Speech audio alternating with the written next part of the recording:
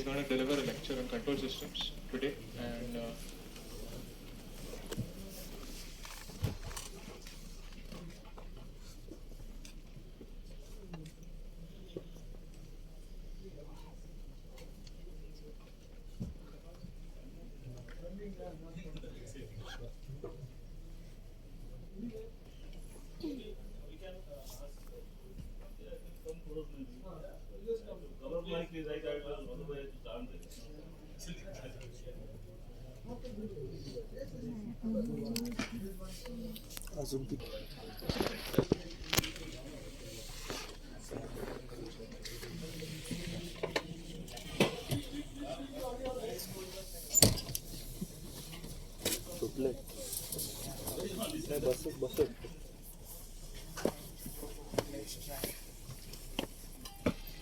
so before we get into the lecture, I'd just like to invite Jaideep, one of the seniors of our satellite club.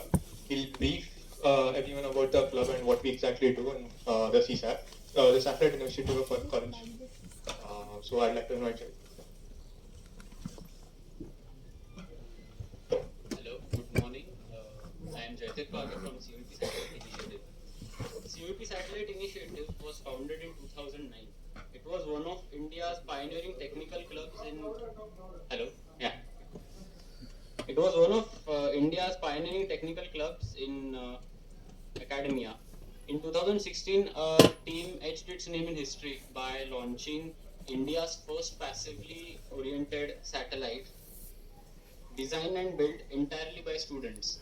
It was the first ever satellite in India which was designed entirely by students, and the first ever satellite in India to achieve passive attitude control. Today, CSAT comprises of 50 plus multidisciplinary students working on two missions. First one is PS4 Rosa, where we are building a payload which will be mounted on the fourth stage of the PSLV rocket, and our objective is to deploy flexible solar arrays as they roll out in space. Second model is CSAT-2, which is a new satellite. This satellite is going to use solar sails for orbital maneuvering. Solar sails are basically large structures which reflect light from the sun, and as they reflect light from the sun, they gain some momentum with the light. This could help us do orbital maneuvering. So, without further ado, I would like Doke sir to felicitate Professor Radhakant.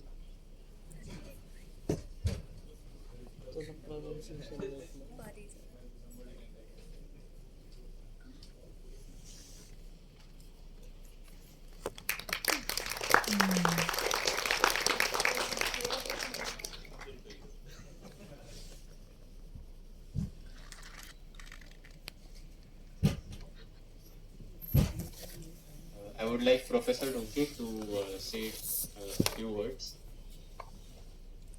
Sorry, I will not take much of your time because already Professor Bhatia has had a hectic schedule in the morning. So good afternoon to all of you. In fact, CSAT is one of the vibrant club, and it's a very high intellectual. Students are working on this particular mission. This is last more than 10 years with after successful launch of the satellite somewhere in 2014. And now this is the second initiative. In fact, we had a good response to this particular CSAT when we presented in one of our exhibitions at Mumbai at Pan IIT. It was well appreciated, the initiative by the students who are independently showing the creativity and curiosity to nurture this particular activity and research. And today is supposed to be, to me, is the innovation day because just morning I had event on Ignited Innovators of India, which we have launched today. And today is again another innovations activity which we are trying to celebrate through various talk and lectures. So I think I once again welcome you, and very passionate students who are here to listen despite the delay in the lecture. So I must once again welcome you, and I welcome Professor Patti for this time taken out to deliver his talk.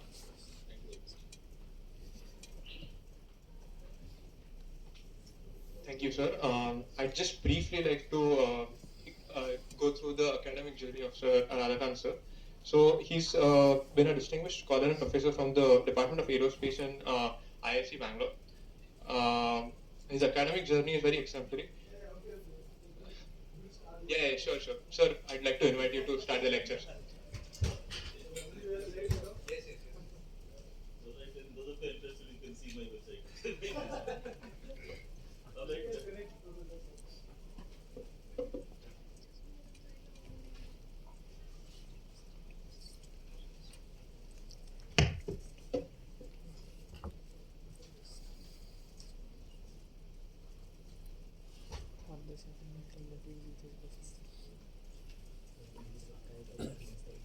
Again, those of you who want to listen to me, come from. That's the last time. Don't forget because other mic is not there. I'm not going to start this. It's your choice. If you want to listen, come there. Some. So this also like pointers, distance, and angle. Also things are there. I'm very surprised all the time. Everywhere you go, don't know what it is.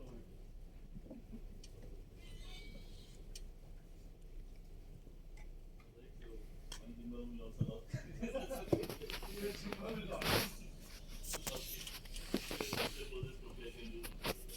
So this talk is about very rudimentary. How many of you know control system?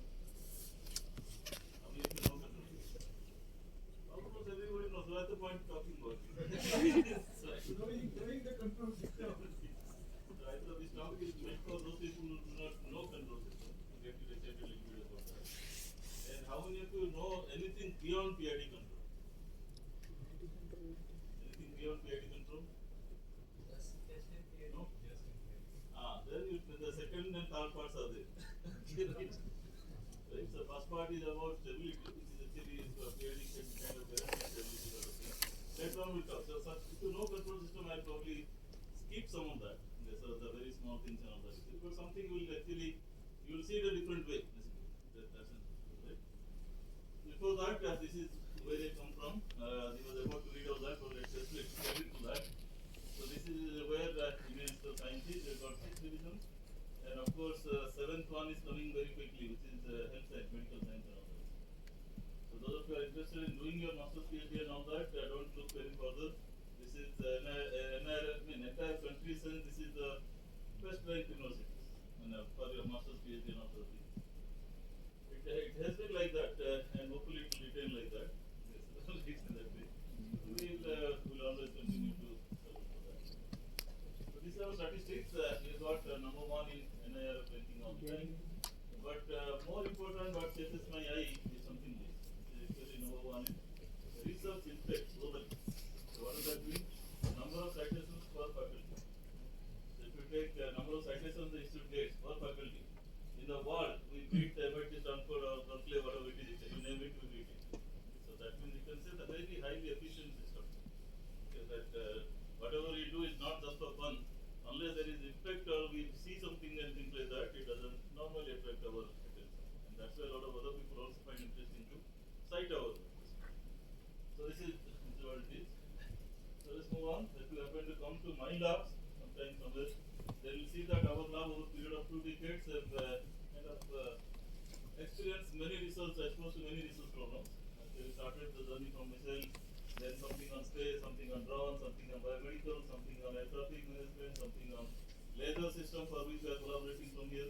So all these things taken together, you can categorize that into roughly about 6 different things. And because you are a control system person, you can actually work on this. Because these are all another systems, right? Only physics are different, but the math behind that, the objective behind that are more or less similar. So that is why you can talk about very different things. Okay. So alright, so let's move on. These are some of the graduated PhD students. So they are all doing reasonably well. I mean, some of them are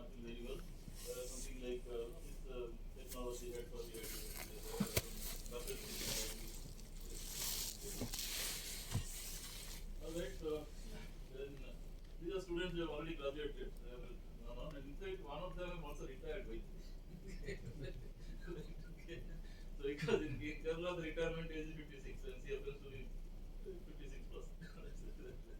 Okay. Alright, so these are 7 people. I mean, their first row is about PhD students, second row is about master students, and something like other people included, we've got about 13, 15 people. Alright, so then let's come to that. Okay, why do you have to, how many of you like control system? You know it, but you like it. How many of you? I just need to name. Okay, there were so many hands knowing control system and so many less hands liking control system, right? So that means that this A minus B, there are a lot of people are just studying, just you have to do it, and then no other choice is there, right? Instrumentation and control department, what can you do? You don't have to take a choice, right? The question is, I will, just the second comments are private, completely my own thing, and don't take it otherwise, if you happen to belong to that. So that will allow me to talk to you. And the unpopularity index is very high in control system, primarily because I attribute to electrical engineering. Okay. So the question is, they interpret everything like block diagram, circuit diagram, everything is getting confused, and then you talk about complex domain, this domain, that domain, in no time you're out. Right? Right? So you really don't have to do that. Right? That's the question is, why do you even talk about Laplace transform? And unnecessarily get confused about it. I mean, the Laplace transform is a mathematical transformation for a certain small set of problems. You really don't have to do that. Your system modeling starts with Kirchhoff's laws, Newton's laws, things like that. They all happen in time domain. Then talk manipulate in time domain only. Only when you need to go to frequency domain at some point of time, then only do that. So there is a necessity for robustness check and all that is there. But not from the beginning. Okay, I mean, there are many things that happen there. So even very first class we talk about, okay, derive the transfer function, take Laplace transform left side, right side, take all initial conditions 0, this by that is a nice numerator by denominator. My question there is, okay, why should I take everything 0? If you take all initial conditions, everything 0 at left side of the thing, right? Every initial condition has to be 0. Then only that transfer function appears. Right? Why should it be 0? If it is 0, I don't need a control system. It is already in equilibrium, no? Right? I need a control system only when they are not 0. Right? So the question is, you do that and no students ask it, and no teacher talks about it, and then life moves on. Then it actually talks about frustration. There are many things to understand like that. But this talk is not about that, so let's not digress too much. You can talk about it after the talk. So what is the impact probably, right? The very first impact that you have all seen, how many of you are awake on 23/2^3/23? 23/2^3/23. What's the rate? Chandrayaan 3 landing. Chandrayaan 3 landing, 23rd August 23, right? So, how many of this is the one, right? So, let us play a little bit.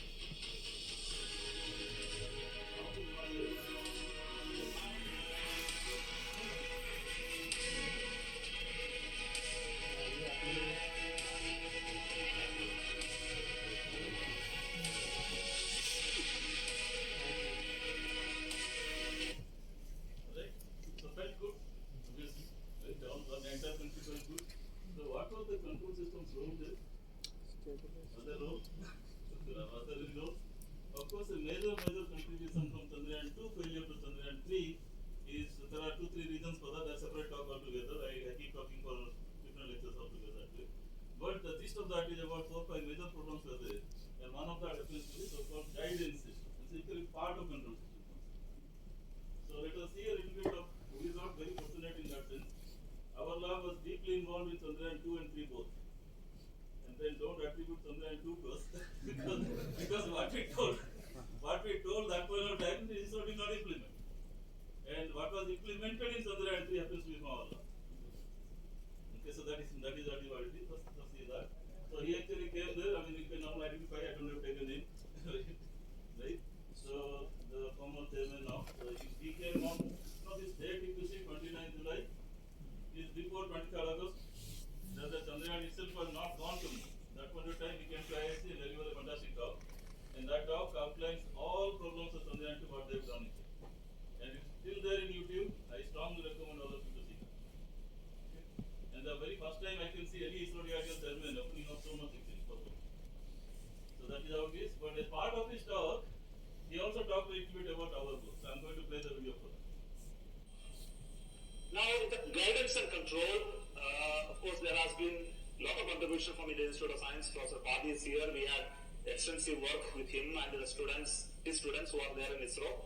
And they were the people who actually worked on this guidance scheme, developed it. Major changes have been made in this guidance scheme today to handle various issues that we encountered. One of them is the continuity of the engine thrust profiles. And also the regulation scheme which you mentioned, the perturbation I mentioned already, and also to look at the other multiple mission paths in case of anomaly, the safety that has been built in, control I have already told. So, for brevity, I am not going into the guidance algorithm at all. Maybe you can ask Dr. Padi to give another talk at some other point. So this is a small clip.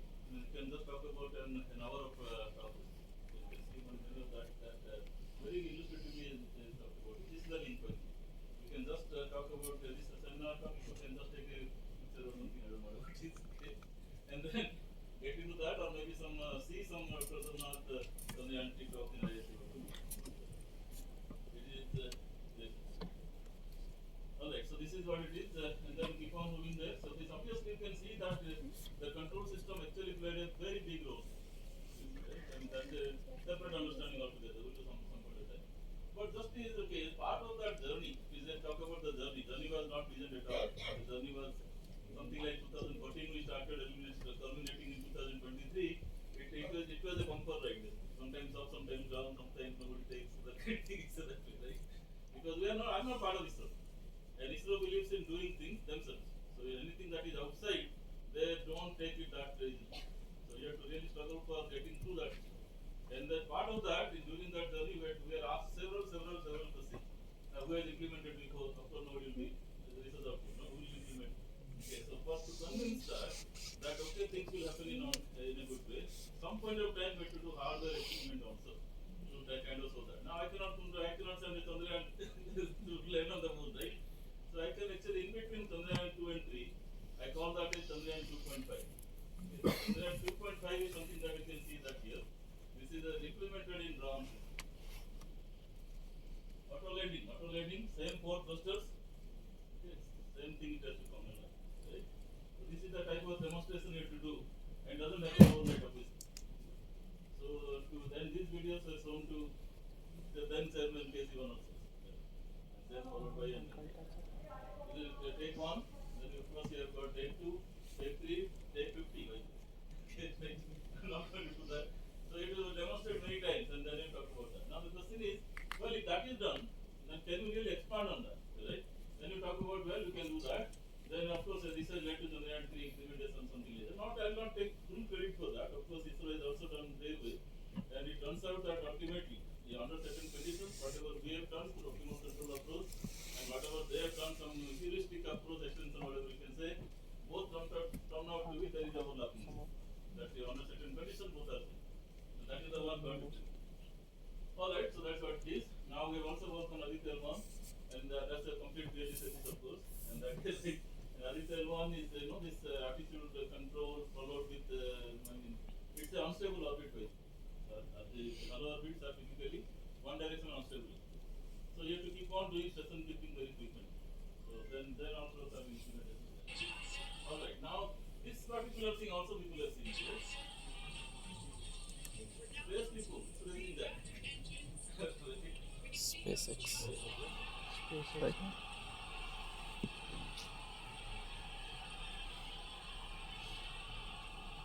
What kind of amazing thing is that? Now, if you really talk about doing that way, it has a lot of advantages. What is the advantage? You are grabbing the booster of our launch vehicle stage while it is thrusting. That means you have full control authority. Right? If you are not thrusting, at the end of the time, even if there is 1 degree thing, then the one leg is going to take all the brunt. Right? So sometimes they couple, sometimes they do. But if it is controlled all throughout, right? That's a fantastic thing there. And of course, these multiple sensors will be there in the loop, and then precise information you have to give. You don't have a choice of going elsewhere. It is a landing kind of free space. The exact pinpoint cannot be required. Right? You can, instead of landing